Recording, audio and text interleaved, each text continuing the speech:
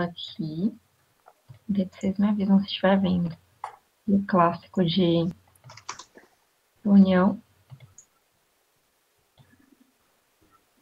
Acho que tá indo ainda, né? Já tá aparecendo. Apareceu. Já deu certo, já. Uhum. Beleza. Então, igual o Fernando comentou, a gente vai falar um pouco sobre a Windows 4.0. Sintam-se bem livres para fazer qualquer pergunta durante, se quiserem falar ou mandar no chat, vou tentar ficar acompanhando.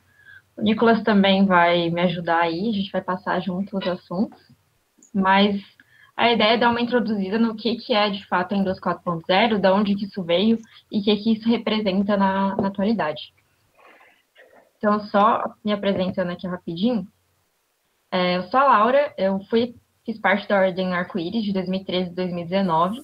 Eu sou de Foz do Iguaçu, no Paraná, então eu entrei na Ordem aqui quando eu tinha 12 anos, ali em 2013, e continuei na Ordem até eu me mudar para Floripa, pedi desligamento aqui, e daí lá estavam fundando a Assembleia Flores de Íris, ali em Floripa. Participei da fundação, fiquei por quase um ano ali, mas acabei me desligando. Mas igual a gente fala, acredito que vocês sejam mesmo, é uma vez arco-íris, sempre arco-íris, fez parte muito do meu crescimento, formação, então ainda carrego isso comigo. Eu faço engenharia de controle e automação na UFSC desde 2018, e quando entrei na graduação, entrei na AutoJun também, passei por trainee, fui consultora, fui diretora e agora eu estou como presidente. Então, mais ou menos isso. Eu pedi para o Nicolas se apresentar, só para eu não ficar sozinha na apresentação, mas acredito que vocês conhecem ele, mas vou deixar aí com ele. Então, todo mundo aqui me conhece, mas mesmo assim algumas pessoas não sabem da minha dupla identidade aí. Na Ordem Bemolei comecei em 2018, frequento até hoje. Meu cargo aqui dentro hoje da Ordem é segundo conselheiro. Comecei esse ano na Engenharia de Controle e Automação. Tivemos uma vasta gama de conhecimentos consolidados em 6 dias de aula antes da pandemia começar. E na AutoJun também fui trainee esse ano e hoje eu trabalho como consultor comercial. E é isso. Minha apresentação. Então, vamos falar um pouco sobre como surgiu a indústria 4.0, né? Mas para a gente chegar lá, vamos entender um pouco dos antecedentes históricos, o que possibilitou. Antes de qualquer coisa, a produção sempre foi algo muito importante para a história humana, principalmente no que diz respeito ao comércio. No entanto, antes a produção era feita de forma artesanal, geralmente tinha ali a oficina, que tinha uma pessoa que conhecia um pouco mais, esse cara tinha um aprendiz, o trabalho era aprendido, depois ficava como herança, não tinha muita competição. Até a primeira Revolução Industrial. Pode passar? A primeira Revolução Industrial, ela teve como principal fato a melhora da máquina a vapor. Essa máquina a vapor ela foi introduzida nos teares, que antes o que se precisava de tempo, de mão de obra para se produzir um tecido, ficou muito mais fácil com máquinas fazendo esse trabalho de movimentar. A produção acabou começando a ser feita em larga escala. Isso lá em 1780. O segundo passo para a gente chegar na quarta revolução industrial foi a energia elétrica. A energia elétrica foi o que possibilitou o trabalho em esteira. Ela foi utilizada muito no que se diz respeito à indústria automobilística. Inclusive, foi aqui que se desenvolveu o Fordismo, por Henry Ford, aquele trabalho no qual a esteira tem vários funcionários, os produtos vão passando, cada funcionário é encarregado de fazer uma pecinha ali. A manufatura, então, começou a ser um pouco mais desligada e o pessoal começou a ter um pouco de menos contato justamente pela questão da energia elétrica. No entanto, aconteceu a terceira revolução industrial. E daí, nessa energia elétrica foi usada para fazer serviços de precisão. Então, ali atrás a gente falou do exemplo dos carros, e as pessoas montavam as partes dos carros, as máquinas só serviam basicamente para mudar uma coisa de lugar, ou então mover isso através de uma esteira. Agora não. Agora a tecnologia da energia elétrica ela é usada para cortar, para montar, para parafusar. E hoje a gente está conseguindo entrar em mais detalhes ainda, e é através dessa quarta evolução que a Laura vai explicar aí, que a energia elétrica e a tecnologia é utilizada com máxima eficiência. Então, depois da terceira revolução, agora se fala da quarta revolução industrial, que é o que muitos teóricos afirmam que a gente está vivendo hoje.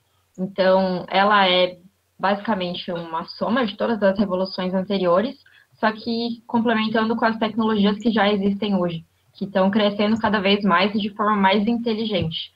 Então, acaba unindo o mundo físico, digital e biológico. A tecnologia está se aproximando mais do que a natureza já criou. Então, sistemas de inteligência artificial, alguns robôs que às vezes tentam imitar, né, entre aspas, algumas funções naturais também.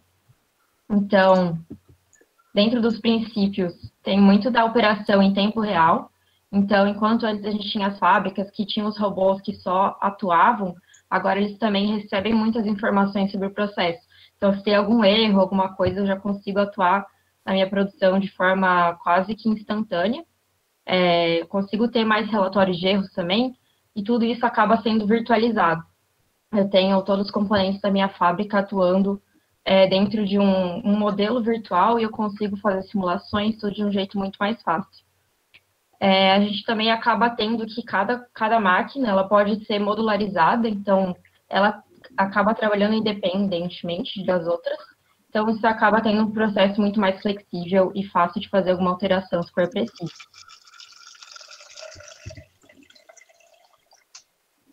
Sobre os pilares dessa indústria, a gente trouxe 6, mas tem mais alguns que ficaria meio complicado de explicar.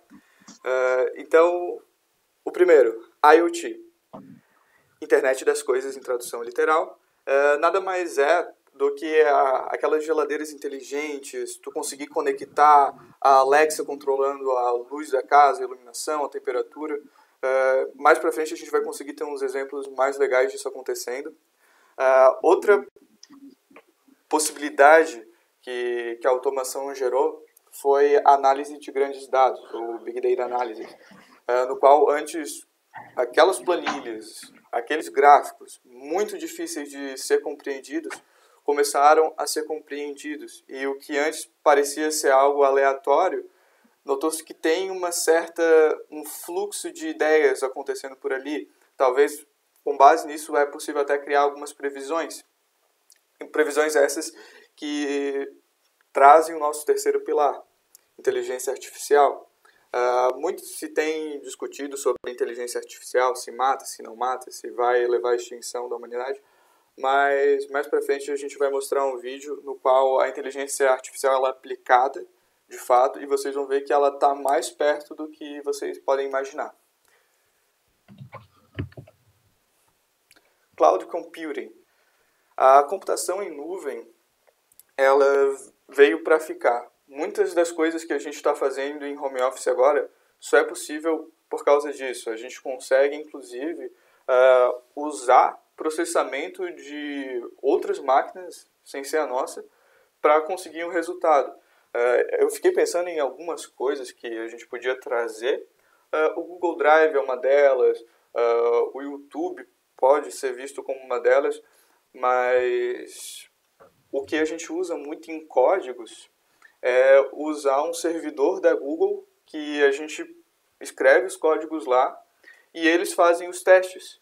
Então, se o código for muito pesado, usamos o processador do Google para, enfim, rodar aquele código sem necessariamente ter uma máquina muito potente e obter os resultados daquilo. A manufatura aditiva, nosso quinto pilar, traz muita questão da impressão em 3D. Uma máquina consegue produzir uma peça daquela própria máquina e com alguns passos e adicionando peças nisso, tu consegue construir algo totalmente novo ou algo totalmente modularizado que ele vai se autoconectando. E, por fim, aqui, robótica. Cara, a questão da robótica, claro que já vem se usando o termo robô há muito tempo. No entanto, a robótica, do jeito que a gente está conseguindo fazer acontecer, é algo diferente. robôs que utilizam giroscópios, que conseguem atingir um nível de equilíbrio muito parecido com o de ser vivo, robôs que fazem acrobacias, que o pessoal está conseguindo programar, está atingindo níveis que antes nunca eram esperados. Então, todas as tecnologias, todos esses aspectos da indústria 4.0, eles existem para trazer um impacto positivo, uma transformação nas fábricas e no modelo de produção que existe hoje. Então, tudo que foi passado ali, que a gente comentou das tecnologias, acaba trazendo uma produtividade maior para a fábrica, por causa do controle que a gente consegue ter, e não só o controle de acionar, mas também o controle de receber informações, que na hora de você tratar de máquinas, essas coisas é muito importante, tanto o que eu vou fazer com a máquina, tanto quanto eu vou receber, para eu poder fazer minha atuação em cima disso. E assim eu consigo também reduzir custos, e isso tudo permite uma produção muito mais customizada. É muito mais fácil eu fazer uma customização do produto quando eu tenho essa facilidade de alteração da programação das minhas máquinas. E só para ter uma noção de números, um levantamento da BDI fala que quando a gente conseguir implementar as tecnologias da indústria 4.0 no Brasil, a gente vai conseguir cortar mais ou menos 73 bilhões de reais por ano dos custos industriais do Brasil. Então, é bastante dinheiro, mas a gente ainda não está tão perto disso, mas existem programas do governo que querem trazer essa indústria 4.0 para a realidade. Mas só destrinchando um pouco melhor esse custo, seria ganhos de eficiência, que a gente conseguiria ganhar, redução dos custos, igual eu já falei, e também da economia de energia que a gente consegue, porque a gente vai ter um controle maior no processo produtivo. Além das fábricas, o que a quarta revolução industrial possibilita? Novos modelos de negócios, inclusive negócios que não precisam ter uma sede física. Muita coisa do que está se fazendo hoje é meramente um aplicativo desenvolvido por uma pessoa. Novas demandas de pesquisa e desenvolvimento de tecnologias, isso aqui é um ponto muito importante. O impacto que cada coisa está causando, antes não se tinha nada parecido com isso no passado. Então, novas pesquisas precisam ser feitas a todo tempo para saber, poxa, ok, lançamos um aplicativo, vamos pensar, por exemplo, o Uber. Ótimo, lançamos o Uber. E aí, como ficam os taxistas? Qual que é o impacto disso no mercado? O que se faz depois disso? Poxa, lança-se outro aplicativo, lança-se o 99. Então, sempre com o surgimento de novas tecnologias, acabam necessitando novos estudos e novas contribuições. O aumento da substituição de trabalhos manuais. Isso aqui, logicamente, pessoas entendem que é algo negativo. Não vou entrar na questão de, poxa, não é. No entanto, sempre na história da humanidade, profissões foram se desligando daquilo que era normal acontecer. Então, esse é um ponto que é inquestionável. No entanto, muitos outros trabalhos acabam sendo gerados com isso.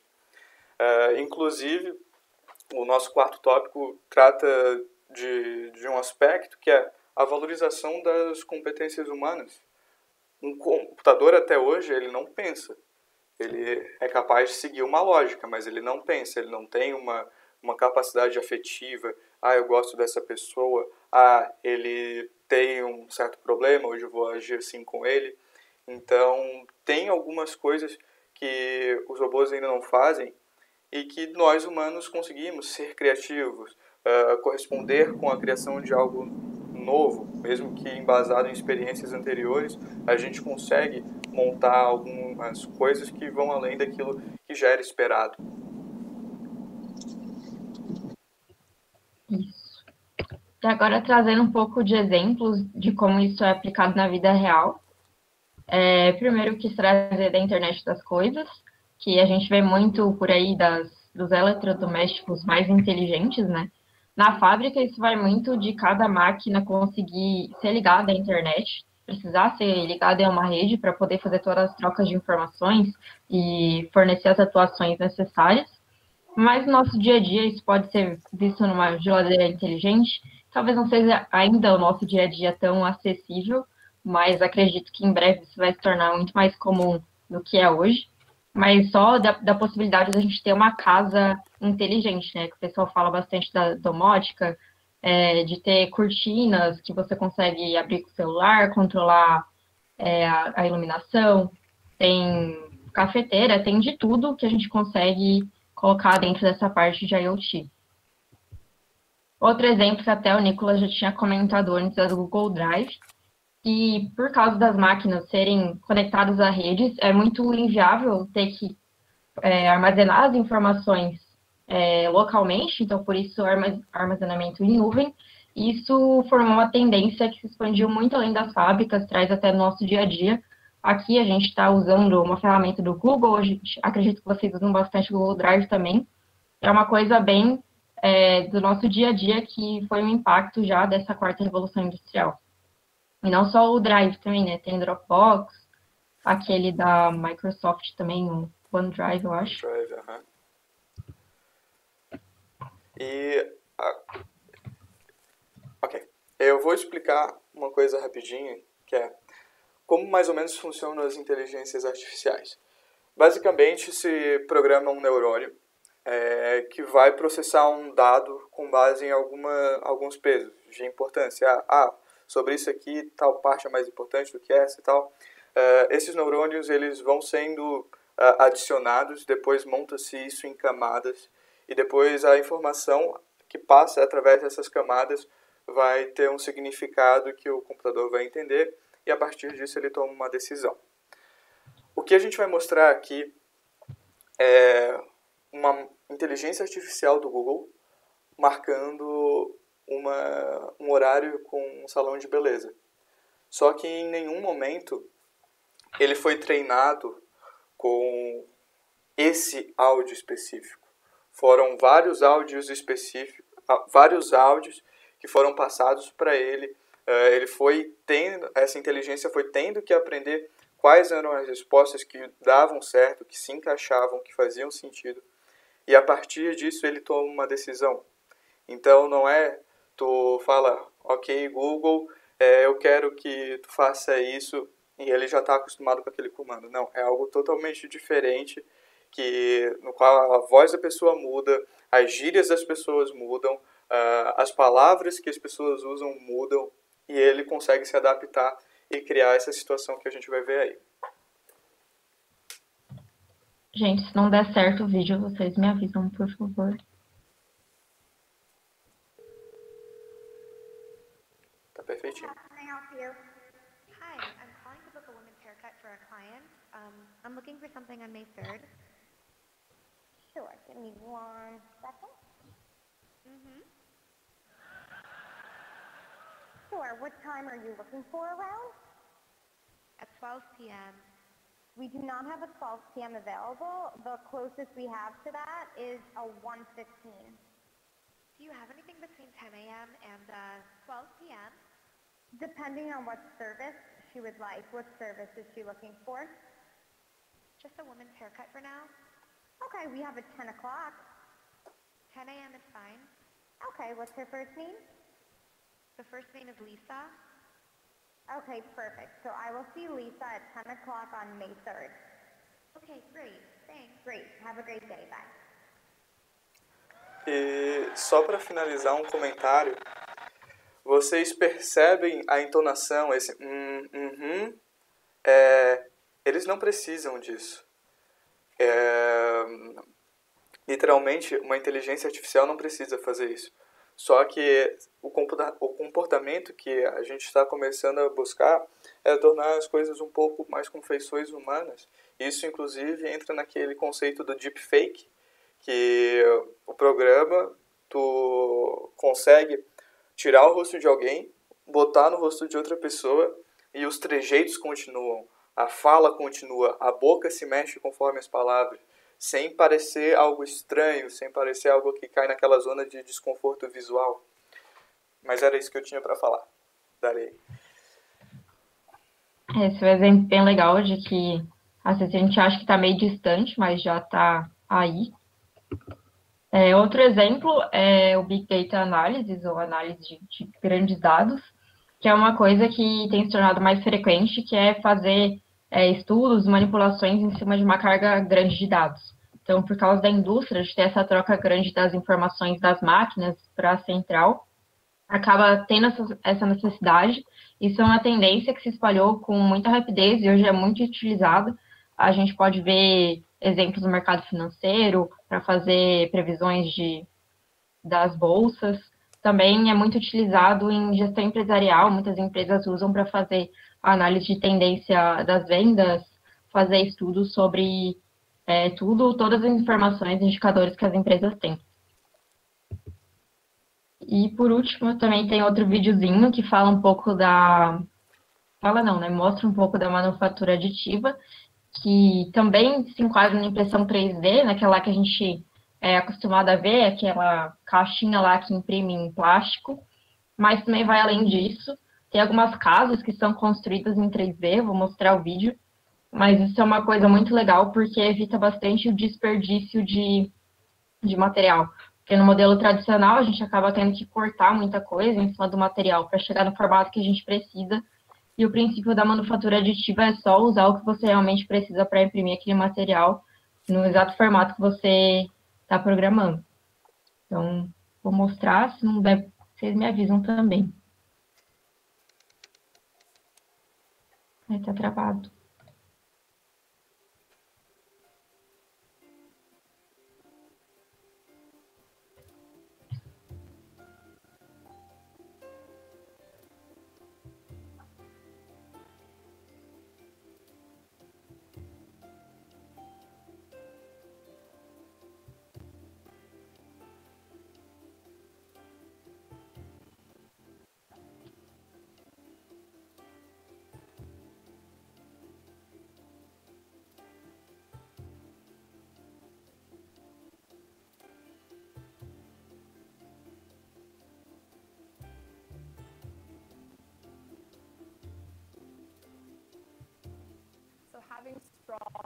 Acho que deu para entender mais ou menos o sentido da manufatura aditiva. Ainda é uma coisa que a gente não vê tão frequentemente, mas a ideia é que com o tempo e o avanço da tecnologia se torne cada vez mais acessível e mais contribuidor para o nosso dia a dia, né? Isso seja uma coisa mais fácil da gente ver por aí e consiga impactar positivamente as nossas realidades. Isso está bem no começo, né, cara? Pensem que são tecnologias que estão surgindo. Daqui a pouco vão ter startups que vão investir nisso, que vão querer batalhar com isso, vão achar qual o mercado que faz sentido vender isso. O custo vai diminuir, vai se tornar mais acessível.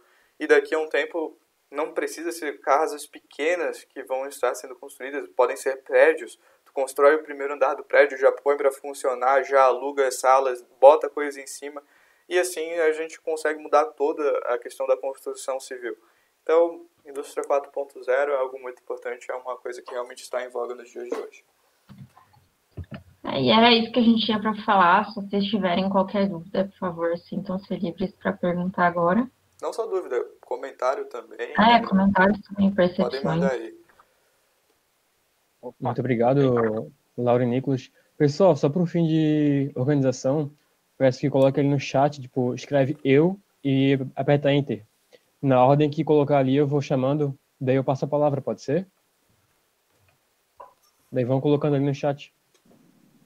Silne pode falar já. Oi, pessoal, vocês conseguem me ouvir? Estou no carro. Tá tranquilo? Oi. Tá tranquilo para ouvir? Beleza. É incrível o conteúdo que vocês trouxeram. Achei muito bacana. É um assunto que eu gosto de falar que, independente da profissão que a pessoa vai ter no futuro, se o Fernando nutricionista, o Carlos contador, alguns de nós como os engenheiros, outros advogados, é um assunto que a gente vai ter que viver no futuro. Intrinsecamente isso vai estar atrelado a 2030, 2040. Então é muito importante a gente trazer esse tipo de assunto para o capítulo poder discutir. Um comentário que eu queria fazer que eu acho bem legal para quem quiser se aprofundar de um jeito mais divertido, não se aprofundar, mas se embasar de um jeito mais divertido sobre inteligência artificial. Eu achei 2 vídeos muito bacanas sobre um menino que manja bastante dessa questão de inteligência artificial, principalmente em formato de evolução, onde tu vai criando e existe um algoritmo que vai fazendo com que, através da evolução, os melhores vão se caracterizando, sendo escolhidos. mas ele faz isso em 3 jogos, no Flappy Bird, naquele jogo do dinossauro do Google Chrome, e o último é o jogo mais difícil do mundo, que o pessoal deve lembrar. Cara, eu tenho esse cara inscrito, eu mando lá no chat. Muito bom incrível, esse canal. Se tu puder fazer, é incrível o jeito que ele fala sobre inteligência artificial, porque quando a gente fala um negócio, é neurônio, o pessoal já pensa que negócio difícil que deve ser, e não é tão difícil assim, é uma coisa que, claro, exige bastante estudo, mas é passível de ser entendível. Então essa era a minha sugestão aí, meu momento de jabá. Quem puder dar uma olhada nesses 3 vídeos é incrível. Nicolas, tu manda? Mando, com certeza. Então parabéns aí, tá, pessoal? Obrigado demais pela palestra. Só um adendo aqui, o canal que o Silney comentou é o Universo Programado, se eu não me engano. Isso mesmo, esse mesmo. Link no chat. Boa. Nicolas e Laura, tem algum comentário? Eu posso passar a palavra? Tá, eu vou fazer um comentário também, que esses dias eu estava procurando um negócio para desenhar online, porque se eu não quiser abrir o Paint, eu precisava fazer um rabisco. E daí eu dei de cara num site que você, usando uma inteligência artificial, você desenha e ele não tenta adivinhar, mas ele sugere os desenhos para você concluir. Eu vou tentar achar aqui e mandar também, porque é uma coisa bem divertida e fácil, assim, de ver a inteligência artificial aplicada assim, no nosso dia a dia. Mas é bem interessante. Legal, obrigado. Pode perguntar, irmão Bruno? Oi, pessoal, boa noite. Primeiro, parabéns pela apresentação. Os slides muito bonitos, bem apresentados, bem feitos. Vocês também conseguiram trazer o conteúdo de uma forma rápida e concisa. E acho que foi uma introdução bem legal para a maioria do pessoal aqui. Não sei quanto que cada um aqui já estudou o assunto, já foi atrás. Eu vejo até que alguns provavelmente já foram mais atrás do que eu, mas achei bem legal o formato, tá? Então, parabéns primeiramente pela modelagem, como vocês conseguiram encaixar, que é algo bem complexo, em um tema difícil, de uma forma simples e de fácil entendimento. Só queria acrescentar 2 coisas que eu acho interessantes. O primeiro é falar um pouco que inteligência artificial, Big Data Analytics, não é só redes neurais, né? O que eles falaram foi de redes neurais, que é aquela simulação do neurônio, tem um caminho que isso é muito usado principalmente para imagem, vídeo, hoje é o benchmark do mercado. Mas esse modelo também tem uma certa crítica no meio, porque tu não consegue fazer o tracking de como que chegou até essa resposta final, né? Então, existem várias outras aplicações de inteligência artificial que passam por machine learning, passam por outras técnicas em data lakes, umas coisas assim que, cara, eu não entendo nada, eu queria entender, mas eu não me dou muito bem com essa parte de tecnologia mais a fundo. E para quem realmente vai trabalhar nessa área, com certeza que vai crescer com muita sobra em comparação com outras, porque as empresas, eu vejo hoje na prática, mas também já vi há algum tempo, como as empresas, muitas ainda olham tecnologia como um problema de TI, mas na prática a tecnologia vai virar o core business de todas as empresas, e ao mesmo tempo, o Carlos pode até complementar, mas a gente olha que as empresas da Bolsa tentam vender que elas são empresas de tech, mas na verdade elas têm um e-commerce que é horroroso, elas não têm integração nenhuma, então elas colocam que são tech, mas na prática elas estão muito atrás da transformação digital em si. Então, para todo mundo aí que tiver interesse, vão atrás desse assunto mais a fundo, porque vale muito a pena. Eu já perdi esse bonde, mas para quem tiver a chance, eu recomendo, tá? Então, além disso, eu recomendo um curso que eu fiz agora nessa parceria que a UFSC teve com o Coursera. O nome do curso é Digital Transformation, que é do BCG, que é uma das 3 maiores empresas de consultoria. Ele também trabalha de forma bem ampla, assim, mas ele fala um pouco sobre blockchain também. Ele fala sobre como as empresas vão buscar integrar isso nas cadeias de valor delas, então é super interessante e é bem tranquilo. Então, ele é gratuito para todo mundo, mas para quem quiser o certificado, aí tem que entrar no site lá da UFSC, que tem certinho a explicação. E, por último, acho que eu já me estendi um pouco também, mas não, acho que eu vou ficar por aqui, dar oportunidade para mais pessoas falarem. Vocês sabem que eu sou muito prolixo, então eu vou me recolher um pouco, mas parabenizo mais uma vez pela apresentação, foi bem interessante. Valeu, Bruno. Pode falar, Carlos.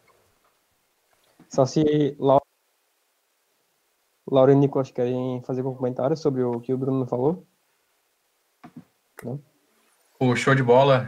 Eu vou começar então fazendo um comentário e depois fazendo uma pergunta que eu já sei a resposta, mas é que tem irmãos aqui que são muito novos e eu acho que é legal depois vocês comentarem um pouco. Alguns comentários que eu queria falar, que eu fui anotando aqui, que acabou me lembrando, em questão de cidade inteligente também, eu acho que faz muito sentido.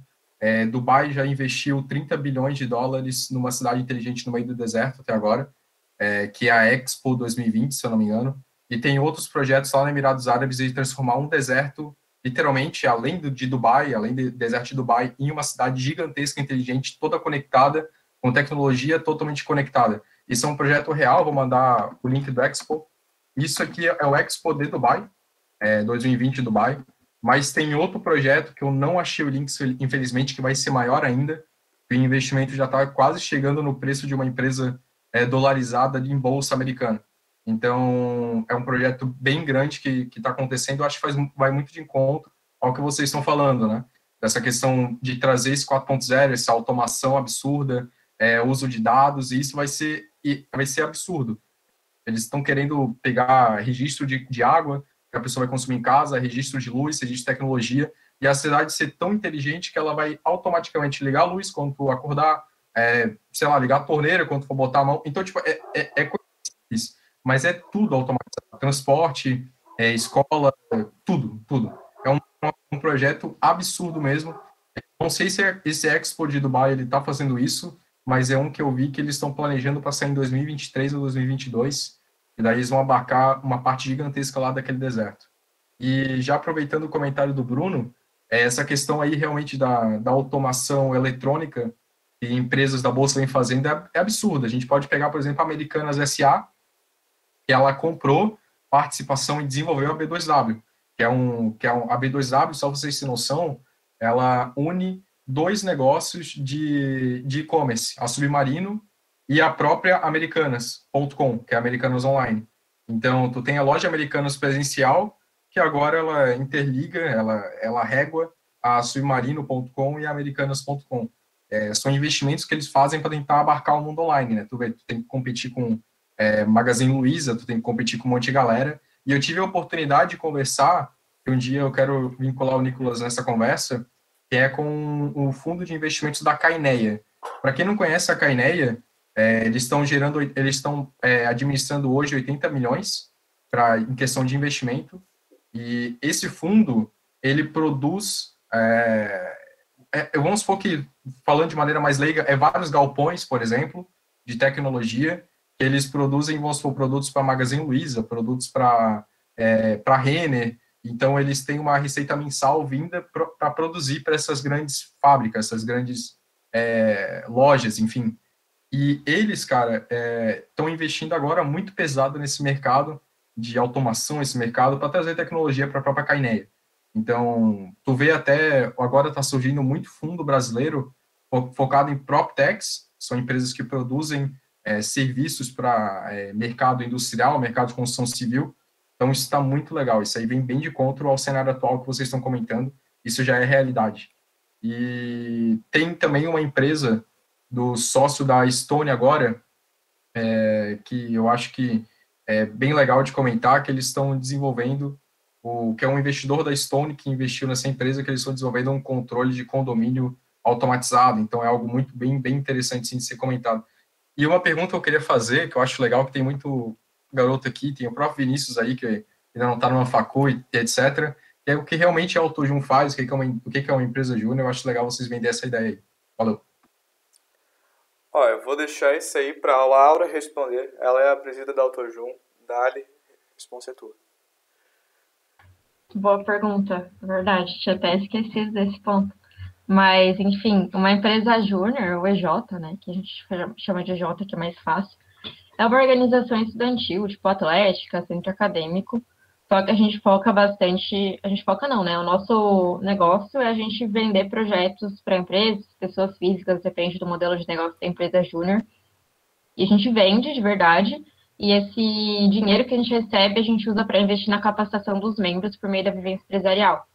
Então, isso envolve a execução de projetos, o gerenciamento da empresa, porque a gente é formado só por membros da graduação, a gente tem apoio de professores, profissionais qualificados, só que tudo é gerido pela gente. Então, a gente tem que fazer a gestão da empresa, bolar estratégia, gerir as pessoas, cuidar das vendas.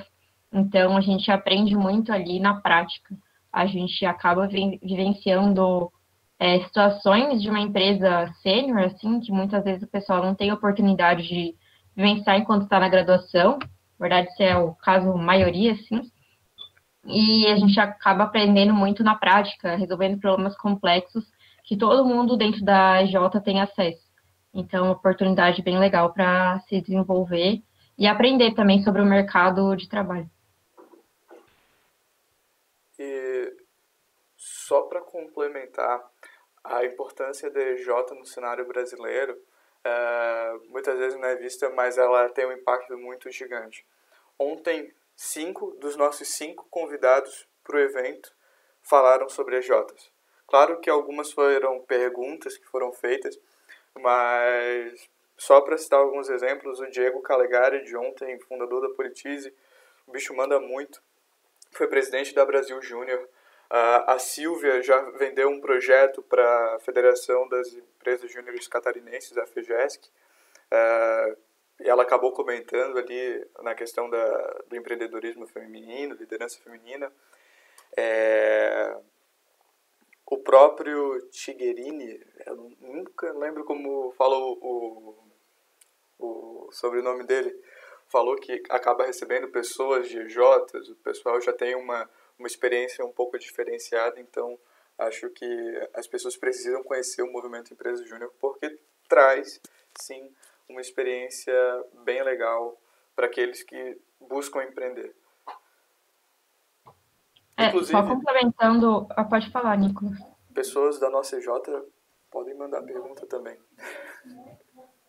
Só complementando isso que o Nicolas falou, que a gente tem um impacto bastante grande na sociedade, eu falei que a gente vende projetos para empresas, pessoas físicas, só que é um preço muito abaixo de um mercado sênior, assim. Então, às vezes, um pequeno negócio lá que precisa muito de uma consultoria, não sabe como gerir um negócio, precisa de um sistema, de uma tabela nutricional, no caso ali do Fernando, eles não têm acesso, eles não têm condições financeiras de pagar uma consultoria sênior, alguém que já se formou, mas a gente, por ter um preço menor, a gente consegue impactar a realidade deles. Então, se você for ver os dados, tem muita empresa que já conseguiu mudar, até mesmo antes a gente estava no evento da federação, falaram de muitos cases, né, muitas situações que, por ser empresa júnior, eles conseguiram revolucionar, assim, mudar a vida de pessoas que trabalhavam naquela empresa, porque eles até deram exemplo de uma cooperativa de reciclagem que tinha pegado fogo. E o EJ conseguiu fazer um projeto de reestruturação e educação ambiental dos cooperadores, e eles estão com um projeto muito mais promissor para a retomada disso do que eles estavam antes do incêndio. Então, é muito legal ver o impacto que as EJs podem ter só por ser mais acessível para as empresas, além do impacto que traz nas pessoas que fazem parte. Desculpa cortar aí a ordem, mas aproveitando para complementar também, para falar um pouco de mercado de trabalho, porque as empresas no Brasil hoje, elas estão valorizando muito a experiência de empresa júnior. Às vezes, claro, a grande maioria da experiência é positiva, mas a gente sabe que não dá para avaliar com a mesma régua todas no Brasil, vão ter boas empresas e más empresas como qualquer outro setor da sociedade, mas eu que não tive experiência, tive que correr muito atrás para conseguir ter boas oportunidades, que eu sei que muitas portas foram fechadas porque no primeiro screen de currículo, às vezes eu e outro candidato, a gente tinha as mesmas capacidades, mas ele tinha passado por EJ, eu não, eu já saí um pouco atrás, sabe? Então, às vezes, a experiência em si é super válida também, mas no longo prazo isso vai render muito fruto para quem fizer parte hoje, tá? Então, a minha dica para vocês que estão mais para o início da faculdade, especialmente, é que aproveitem essa oportunidade, porque o tempo não volta e depois não dá para correr atrás, né? Então, vocês vão ter que ir atrás de outras opções que vão por mais que possam te gerar o mesmo impacto para ti, não necessariamente vão te dar melhores olhos perante o mercado, né? Então, é super importante também, bem legal. Seja empresa júnior ou clube de finanças ou etc. Eu acho que sempre a oportunidade de faculdade é bom aproveitar. Boa. Antes de passar a palavra para o Tibor Rajo, só complementando ali sobre a tua pergunta, Carlos. Cara, eu nem sei dizer assim quanto eu devo a EJ, sabe? Tipo, cara, falo pelo meu curso, né, ali na UFSC, ela não tem nem um pouco de viés assim pro empreendedorismo. Tipo, nada mesmo, sabe? Aí, quando tu tem essa vivência na empresa júnior, cara, abre pra ti um mundo, sabe? Absurdamente. E, tipo, ali na nutrição, citando a Nutri Júnior, né? Que fiz parte, no caso. Cara, tem gente que entrava, assim, na primeira fase, por exemplo, do curso, né? E, cara, aprende a fazer coisa que gente da sexta, sétima fase não aprendeu ainda, tá ligado? É muita oportunidade massa de aprender, de se capacitar e te dá uma vantagem muito grande, como já foi comentado aqui. Então, quem tiver essa oportunidade, eu recomendo, cara, sei lá, 1000%, tá ligado? E, tipo assim, também tem que lembrar que a rotatividade da empresa júnior é muito alta. O pessoal não fica tanto tempo assim. Então, pô, eu fiquei 1 ano e meio e, cara, passa muito rápido, tá ligado? Mas a experiência fica. Então, quem tiver a chance, eu realmente recomendo. De verdade. Tipo, Rádio, a palavra tá Peraí, contigo. calma. Antes de mudar o assunto, só uma dúvida, realmente, cara. E que é algo que realmente tenho dúvida mesmo. Aluno de economia pode participar de empresas júnior de contábeis e aluno de economia pode passar de empresas júnior de automação? Como é que funciona esse processo aí? Não conheço. Quer que eu responda ou você vai responder? Tá. Pode responder. Então, as EJs, elas geralmente têm uns cursos específicos que elas atendem. No caso, a Autojun, ela só tem engenharia de controle e automação. Mas ali na UFSC, eu sei que a Ação Júnior atende economia também. Então, você tem que ver se o teu curso, ele faz parte, tem alguma EJ que faz parte dele ou não. Mas a maioria dos cursos ali da UFSC tem EJ.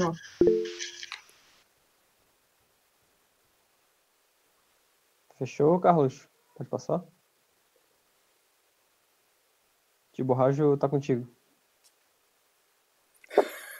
Até que enfim chegou a minha vez. Os caras não ficaram deixando que eu falar, pô. Eu não deixava. Não deixava.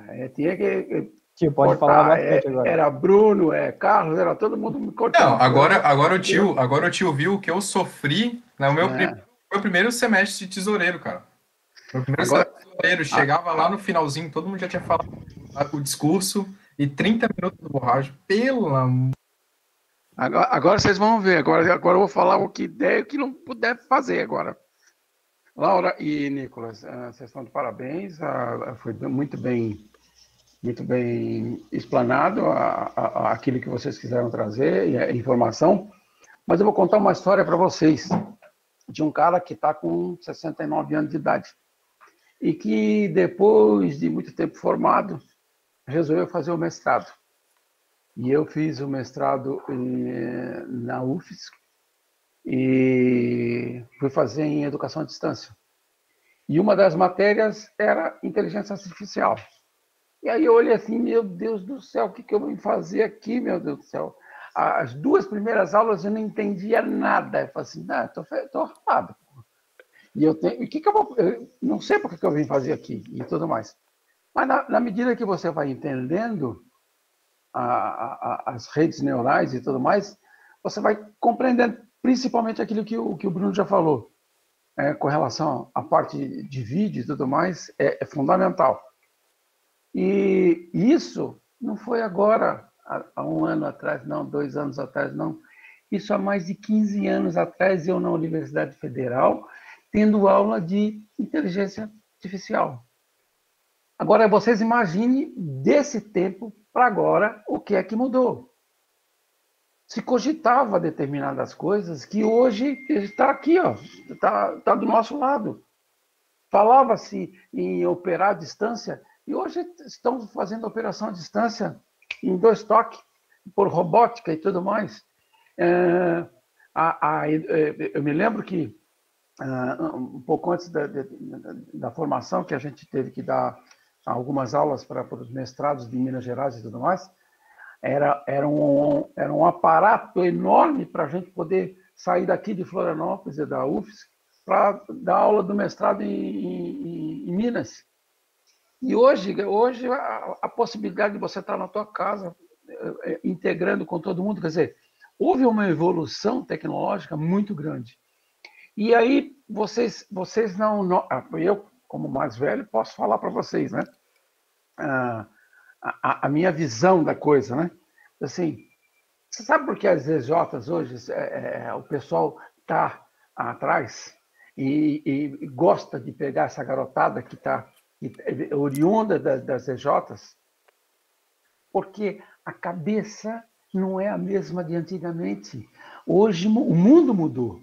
E vocês, mais do que isso, vocês é que estão trazendo essa mudança para cá. Imaginem só, hoje, como o Bruno acabou de falar, não sei quem falou, não me lembro agora quem falou, com relação às americanas e às grandes lojas, se eles não puderem fazer essas junções, eles morrem, pô. E é isso que as EJs trazem novos pensamentos, novas possibilidades, tanto de administração, né, como de iniciativas. Então, é essa visão que eu acho que todo mundo tem que ter. E aí eu junto essas duas possibilidades com os demolês. Quem é que deixa a garotada ter a liberdade de fazer e acontecer dentro de uma ordem? Se nós, maçons, não pudéssemos fazer isso com vocês, como é que vocês seriam futuramente numa administração de qualquer coisa, até familiar? Então, é tudo um aprendizado, é uma coisa que passa principalmente na cabeças frescas, jovens e com ideias avançadas como vocês. Agora, tu imagina, eu há 15 anos atrás, tendo aula de inteligência artificial. 15 anos, gente. Olha, que se eu não estivesse acompanhando, o que eu não estaria perdendo até hoje. E a vida é essa mesmo. A vida não tem... se a gente piscar, como diz o Bruno, se a gente perder esse barco, essa condução, meu amigo, fica para trás. E a gente tem que ficar atento a tudo, olhando as mínimas coisas, vendo as possibilidades, aquilo que interessa para a gente. Teve um determinado momento da minha vida, né, vou colocar da minha vida, que a gente teria que ser especialista. Eu sou especialista em determinadas coisas. E depois passou esse momento do especialista e hoje nós somos ecléticos. Nós temos que entender um pouquinho de tudo, porque se não entender um pouquinho de tudo, dança. Então, vocês têm essas possibilidades e eu fico contente de a gente ver essa garotada hoje, Bruno, Silnei, Nicolas, Fernando, o Carlos e outros que estão aí na live junto com a gente, tendo essas ideias, tendo essa postura, tá, de gente grande. E, assim, isso favorece um ingresso no futuro mercado. Porque o mercado daqui fora, meu amigo, se bobear, fica para trás mesmo. É aquilo que o Bruno falou. E se ele não sair atrás, não correr atrás, e cada vez mais assim, o meu tempo já passou, e eu tenho que ficar acompanhando as coisas que estão acontecendo. Mas para o Bruno, o tempo dele passa muito mais rápido que o meu. Muito mais rápido que o meu. Porque agora eu já estou aposentado. Tá? Mas o Bruno está começando a carreira dele. E a carreira dele, cada vez mais, exige que ele vai buscar informações e traga posições diferenciadas. E aquilo que vocês estão fazendo nas EJs, vocês estão fazendo, mostrando essa revolução industrial, né, que nós temos aqui, né, com as impressoras e tudo mais. Isso aí é fantástico. São impressoras que fabricam as próprias peças e peças de alta precisão que o homem não seria capaz de fazer. Ou demoraria muito tempo para fazer. E a velocidade... nós vemos agora, na pandemia, impressoras 3D fazendo partes de a WEG agora fazendo parte de respiradores, que as peças viriam da China. E uma outra visão que nós temos que ter agora é a seguinte: acabar com esse lance do mundo de ser centralizado. Hoje, a parte industrial está na China e na Índia, né? Acontece o que aconteceu agora, uma pandemia dessa. Para tudo, porque os caras não conseguem fazer, porque está todo mundo parado lá. E o resto? E as nossas indústrias? E as nossas pessoas? Então, nós temos que ter a cabeça da gente funcionando de uma maneira para facilitar a vida, principalmente trazer parcerias, aquilo que vocês falaram, é fundamental. A única coisa que eu posso falar para vocês é o seguinte: continuem assim. A possibilidade de vocês serem excelentes profissionais ou que tenham essa visão, não necessariamente vai ganhar prêmios e outras coisas mais, mas assim, a visão de vocês é fantástica. E assim, é todos vocês que estão presentes numa live dessa. Boa noite para todo mundo, parabéns a Laura e ao Nicolas. Eu só fiquei meio chateado por causa do cabelo dele, né? Podia ser aquele cabelo prateado dele. Tio, quando eu tava com o cabelo platinado, o tio reclamava. Daí tava comprido, porque tava comprido. Aí agora tá raspado, é porque tá raspado. Não pode nem ser curto, nem ser médio, nem ser grande. Não pode. Assim, eu vou depilar a cabeça, daí não tem mais problema. Tá bom. Eu recebi aqui só uma pergunta do Leozinho, que ele perguntou como que entra para um MJ. A gente tem um processo seletivo aberto, divulgado, e cada curso acaba implementando da forma que acha melhor, seja por Instagram, seja presencialmente. A gente acaba fazendo algumas apresentações também para cada curso, e assim as pessoas tomam conhecimento, se inscrevem e a partir disso são selecionadas. E sobre o comentário do tio, eu fico surpreso que há 15 anos atrás, eu estava com 3 anos de idade, já se falava sobre inteligência artificial. Hoje as coisas realmente só são do jeito que são, porque lá atrás já tinha pessoas pensando nisso. Inclusive, uma frase que eu li hoje que eu acho que vai de encontro com isso é: as raízes do que se encontram no passado, as raízes do que será se encontram no presente. Acho que tem muito a ver isso do momento que a gente está passando. Muita coisa vai mudar em questão dessa pandemia, e muita coisa que vai acontecer só vai acontecer porque hoje já tem gente se capacitando, se preparando para fazer talvez um futuro melhor. É isso que eu vejo dentro das EJs. Eu não. Agora chegou a minha vez de cortar todo mundo. Eu adoro isso. Vocês me cortaram, agora eu vou. Pode tirar, cara. Eu não sei como é que está agora o mestrado, mas no meu tempo eram 10 matérias que você teria que fazer antes de você fazer a sua defesa de tese. E aí você tinha um rol de matérias que você tinha que escolher dentro das possibilidades. E o meu mestrado foi feito na engenharia de produção.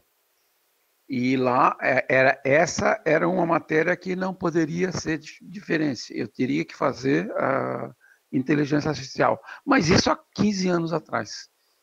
E era um negócio que era de louco. O professor, eu me lembro até muito bem dele, era um cabeludo, o cabelo dele vinha na cintura, mas pirado.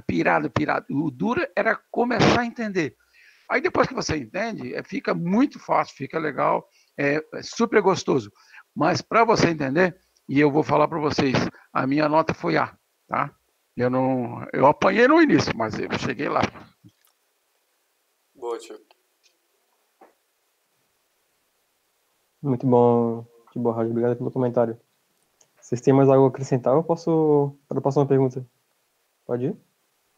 Cara, só deixa eu complementar uma coisa. Eu acho muito legal disso que o tio falou, que as coisas mudam muito rápido, porque esses tempos a gente estava olhando os projetos antigos da Autojum, e agora eu não lembro exatamente o que era, eu estou tentando lembrar que já faz um tempo, não estou lembrando o que é, mas a gente fez um projeto há uns 10, 15 anos atrás também, porque a gente é uma empresa bem velha, e hoje ele já existe de forma acessível para todo mundo. Não que tenha partido do nosso projeto, mas é uma coisa que naquela época não tinha essa necessidade, não tinha essa tecnologia ainda, e hoje virou, eu não lembro se era um serviço de streaming ou alguma coisa muito integrada, eu não estou conseguindo lembrar, se eu lembrar eu falo depois, estou até agoniada com isso, mas é nesse sentido, que as coisas mudam muito rápido, uma coisa que hoje a gente está vendo que a gente precisa pensar muito, amanhã já vai ser assim, vai estar na nossa frente, mas muito legal isso aí.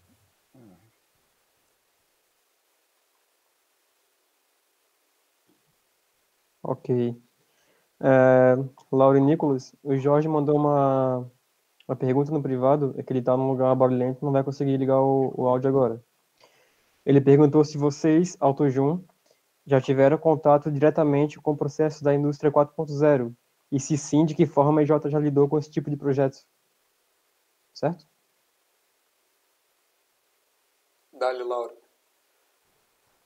Então, até um dos nossos objetivos agora, é a gente ter um avanço pautado na indústria 4.0. A gente já fez alguns projetos que tangenciam esses assuntos. A gente fez projetos que começam no Data Science, que também é um dos pilares que envolvem a indústria 4.0. A gente trabalha com BI, Business Intelligence, que também trabalha com isso, mas nada ainda muito complexo. A gente ainda está nesse caminho. Mas a gente fez um projeto no começo do ano que fala de data cleaning, que é análise de dados. Ainda são poucos dados, mas já entram nessa parte. A gente criou um robozinho, então entra um pouquinho de programação nessa parte, né? Robô não físico, eu tô falando, tipo bot de programação mesmo. Mas na nossa história também a gente já criou projetos mais robustos, assim, físicos, que são uma base para isso, mas ainda não 100% integrados na indústria 4.0. Até, principalmente por conta da pandemia, a gente teria a possibilidade de ter projetos mais integrados com a IoT, só que agora fica um pouquinho difícil de executar, né? Que a gente está longe, fica difícil fazer projeto físico, mas está nos nossos planos, a gente até tem um em negociação aí que envolve um modelo da indústria 4.0, então a gente tem bastante visão para isso.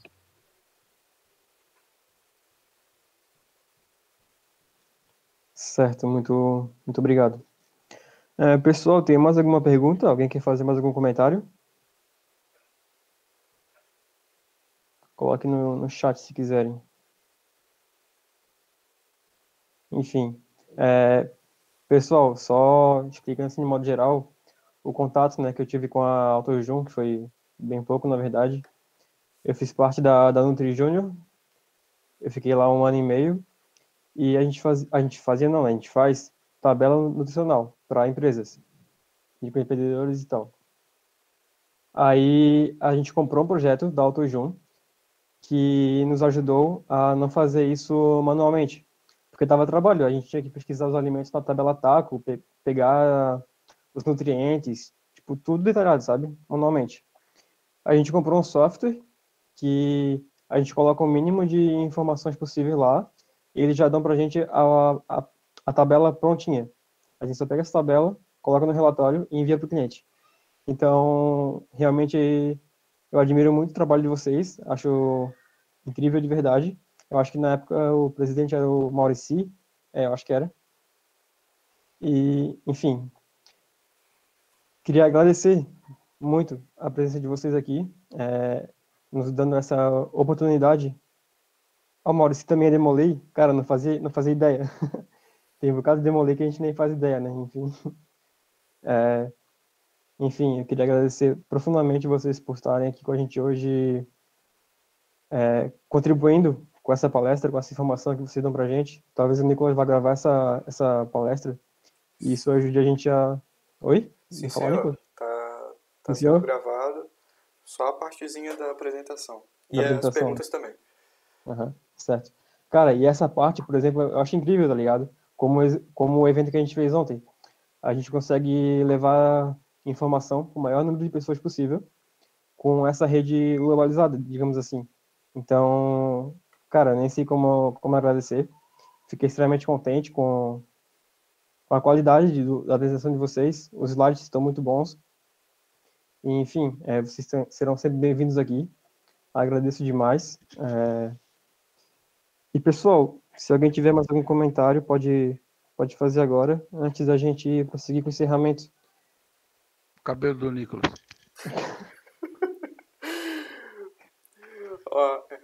Queria agradecer o pessoal da Jota que apareceu aí. Eu vi que o Hurley apareceu, o Giga, o Klaus. Valeu, pessoal. Vocês estão no meu coração. Eu vou ter que fazer um comentário sobre o cabelo do Nicolas também, porque estavam falando.